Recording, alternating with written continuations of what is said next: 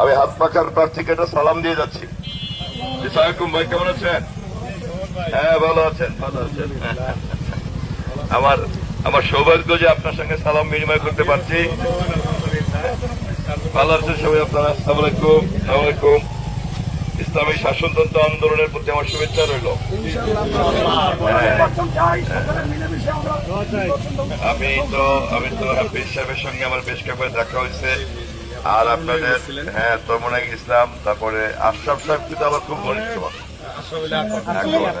ওনাকে আমার কথা বলবেন, উনি আর আমি অনেক যৌথভাবে ফেস্টিভাল বিরোধী অনেক কাজ করছি আমরা একসঙ্গে। আমি গণসংযোগে যেখানে যাই, করে আমাদের অফিস যেখানে, আমি অবশ্যই সেখানে দেখি, মোতাবেক করি। কারণ আমরা চাই আসলে শান্তিপূর্ণ একটা নির্বাচন, সুষ্ঠু নির্বাচন হোক এবং সকল মানুষ উৎসব মুখর পরিবেশে ভোট দিতে আসুক।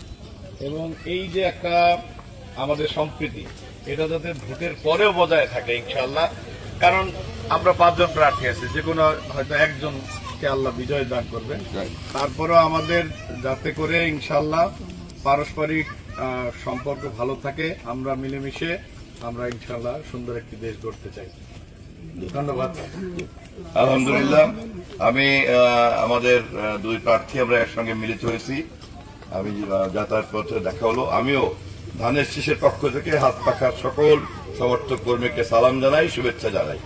এবং আমরাও আশা করি একটা সুস্থ গণতান্ত্রিক নির্বাচনের মধ্য দিয়ে জনগণ যাকে ভোট দেবে তারাই আমরা, এবং নির্বাচনের নামে যাতে কোনো কারচুপি না হয় সে ব্যাপারে আমরা 2 প্রার্থী ধানের শীষ, বিএনপি এবং ইসলামী শাসনতন্ত্র আন্দোলন আমরা যৌথভাবে কাজ করব। আসসালামু আলাইকুম সবাইকে।